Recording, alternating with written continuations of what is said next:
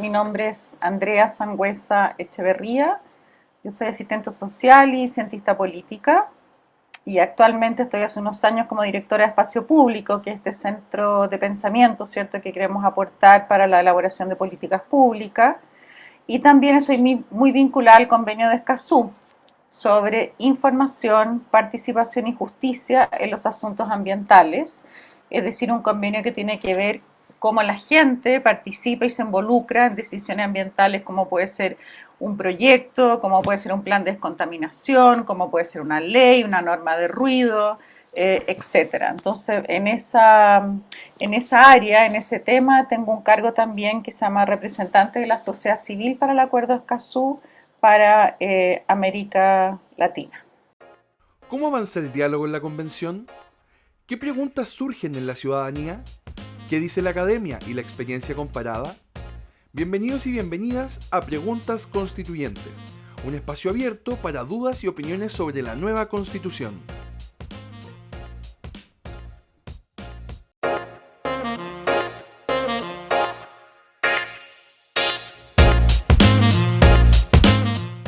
Lo primero es que ya podemos decir que lo ambiental ya forma parte del borrador del texto constitucional, que en este borrador que se está construyendo, ¿cierto?, de acuerdo a las distintas párrafos que se van surgiendo en las distintas comisiones. Dicho eso, voy a dar un par de ejemplos de dónde lo ambiental ya está en el borrador de la Constitución, que no solo viene de la Comisión del Medio Ambiente, porque un gran desafío es lograr que el tema ambiental sea transversal, o sea, que estén distintos articulados o títulos de la Constitución, no solo en el tema ambiental. ¿Y por qué? Porque entendemos, ¿cierto?, que el elemento ambiental es un factor a considerar desde los principios que están en la Constitución hasta cómo el Estado se va a organizar institucionalmente, ¿cierto?, para poder implementar lo que aquí se resuelva. Por ejemplo, en la comisión que es de la forma del Estado, el 18 de febrero se aprobó, no voy a leer todo por supuesto, pero se aprobó algunas normas por los 2/3 que se requieren, normas ambientales que van ahí. Por ejemplo, es deber del Estado proteger los espacios y ecosistemas marinos y marino-costeros, propiciando las diversas vocaciones y usos asociados a ellos y asegurando en todo caso su preservación, conservación y restauración ecológica. Hay otro artículo también de la Comisión de Forma del Estado, el 8, que dice que es deber de las entidades territoriales en el ámbito de sus competencias establecer una política permanente de equidad territorial, de desarrollo sostenible y armónico con la naturaleza. También, por ejemplo, en la Comisión de Derechos Fundamentales también han habido artículos que se han votado en particular y que han conseguido los 2/3. De hecho, la Comisión de Derechos Fundamentales, en su artículo 1, dice: los derechos humanos fundamentales son universales, inalienables, indivisibles, independientes entre sí y comprende los derechos de la naturaleza. Ahora, también, ¿qué ha pasado en la Comisión de Medio Ambiente? Bueno, la Comisión de Medio Ambiente, ¿cierto?, fue al Pleno y presentó 40 normas. Y en ese Pleno se aprobaron 6 normas en general, que tienen que ver con materias relativas a crisis climática, los deberes del Estado con la naturaleza y la contaminación, los derechos de los animales e información ambiental. Entonces, esas normas que fueron aprobadas en general y todas aquellas que fueron rechazadas tienen que volver a la comisión, y la comisión tiene un plazo de 15 días para volver a presentar su nueva propuesta. Ahora, de estas 40 que quedaron aprobadas, se aprobó la siguiente, que ya va al texto constitucional, es decir, es un epígrafe y un inciso de este primer informe 1 que va al borrador, que es la siguiente: la crisis climática y ecológica, dice: el Estado promoverá el diálogo, cooperación y solidaridad internacional para adaptarse, mitigar y afrontar la crisis climática y ecológica y proteger la naturaleza. Es decir, habla de todas las tareas que el Estado hará con otros estados para en conjunto, ¿cierto?, hacer frente a la crisis climática a través de diversas estrategias. Ahí yo diría más o menos lo bueno, lo que se ha ido avanzando.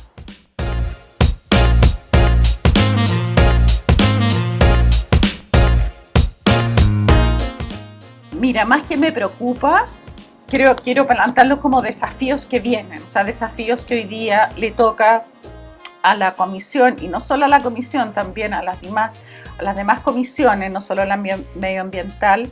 En primer lugar, lo que se ha dicho mucho, ¿cierto?, que es tratar de evitar una sobreconstitucionalización, es decir, tratar de evitar una constitución muy maximalista, o dicho más en simple, una constitución con demasiadas palabras y demasiados objetivos, ¿cierto? Debiera tender a ser breve, al grano y simple. Eso es lo que muchos aspiramos.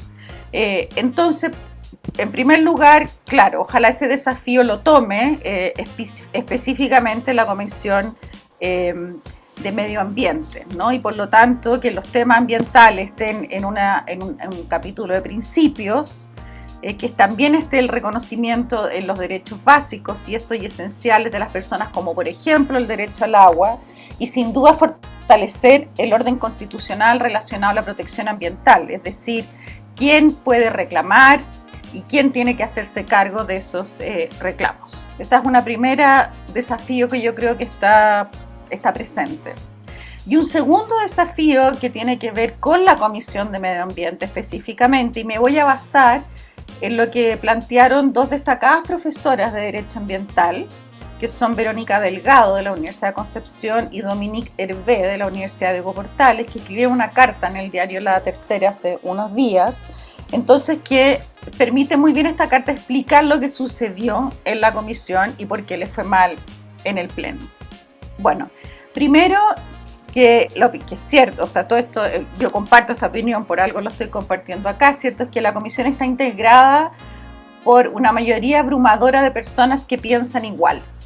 Entonces, cuando una mayoría de personas piensa igual, tiende rápidamente a ponerse de acuerdo y a no escuchar otras posiciones, porque esas otras posiciones no están presentes en ese debate. Entonces, la comisión debe tener en cuenta esa situación.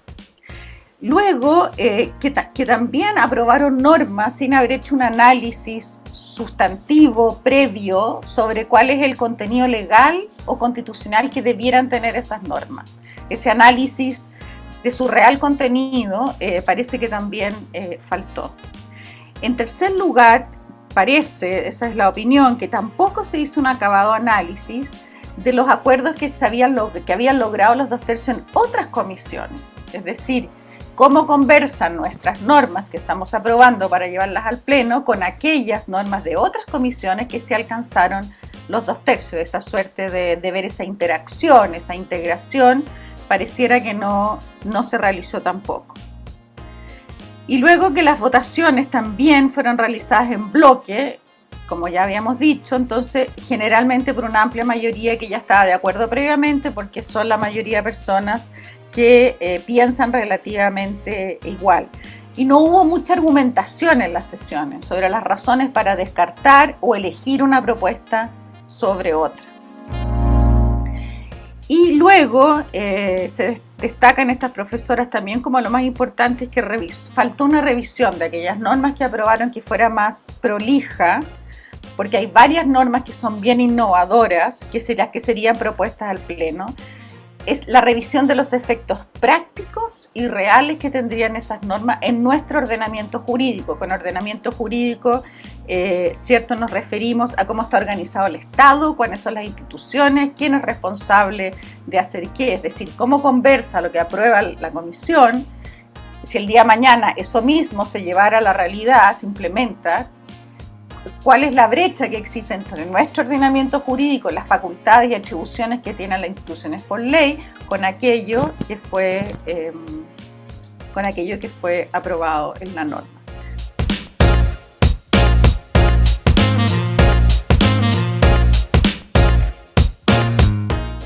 Bueno, por supuesto hay que ver qué es lo que queda finalmente en el texto, ¿cierto?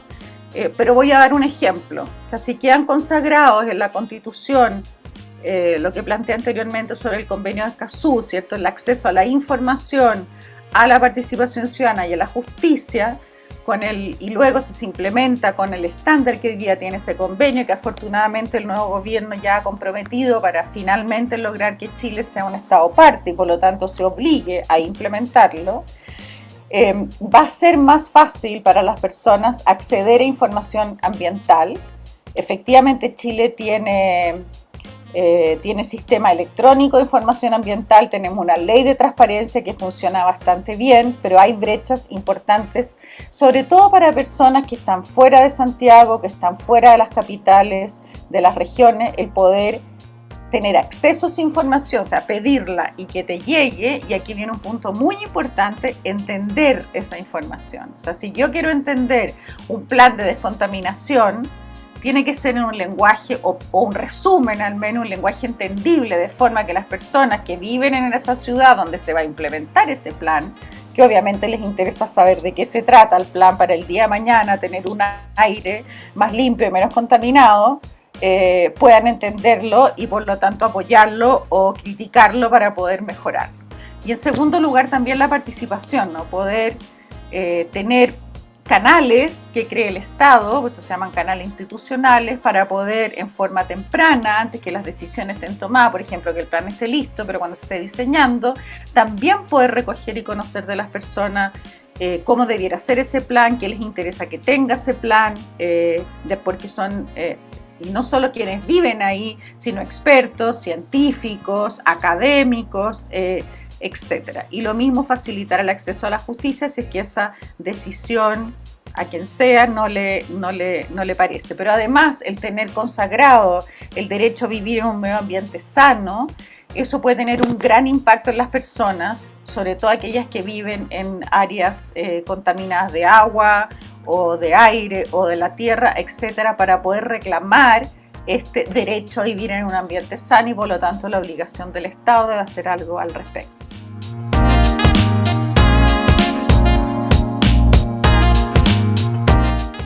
Bueno, yo diría que felicitar a la convención porque ha abierto canales de diálogo, sin duda también está todo el capítulo de presentar de normas, ¿cierto? Hubo un tiempo, plazo para que las personas presentaran esas normas que tenían que reunir una cantidad de firmas que fueran revisadas. Pero sí diría dos cosas, le diría a las personas, a la ciudadanía que no perdamos fe en este proceso porque está muy instalado de que todo lo que está saliendo no resulta, estoy exagerando, pero un poco la prensa lo plantea así. Entonces, a quienes les interese estar más cerca y tener información, información más cierta de lo que está sucediendo con datos concretos, yo quiero recomendar 3 sitios. Uno que es el sitio web del Centro de Derecho Ambiental de la Universidad de Chile, que saca una gaceta precisamente sobre los temas ambientales. El foco del Centro de Derecho Ambiental son los temas ambientales. Y ustedes pueden encontrar mucha información, pero también información que se entiende, que es fácil de seguir. Entonces, si a alguno de ustedes le interesa ese tema, por favor, vayan ahí. También existe otro proyecto donde está la Universidad de Ecoportal, Espacio Público y otro que se llama Contexto Factual. Y también hacen seguimiento a todos los debates de la convención en todos los temas. Entonces pueden ver qué se votó en distintas comisiones, quiénes dijeron qué, cuál es el resumen, cuál es la idea más importante. Y por último, hay otro sitio, otra plataforma que se llama LaBot, que es L-A-B-O-T, como un robot, LaBot, que también hay mucha información diaria actualizada. Bueno, y por supuesto la página de la convención. Yo sé que no es fácil seguir el proceso, es de entender que va de la comisión al pleno, que vuelve o que se va el texto, etcétera. Pero conociendo eso, o sea, entendiendo eso, sería genial poder seguir esos sitios que entregan datos concretos y cada uno se puede hacer la opinión que le parezca. Y por otra parte, le diría a la comisión y a los convencionales, bueno, felicitarlos por su arduo trabajo, por todo el esfuerzo que han hecho e invitarlos a pensar en una constitución más sencilla, más minimalista, entendiendo que hay muchas cosas que la gente ha llevado a la convención que son materia de políticas públicas, entonces hay que ver que el corazón de eso, qué es lo que tiene que quedar en la constitución para que luego se transforme en una ley, una política pública o en lo que corresponda, y que tiene que ser una convención para todos y todas las chilenas y para el largo plazo. Por lo tanto, tenemos que escuchar las distintas posiciones y abrirnos a ese debate que no queda mucho mucho tiempo.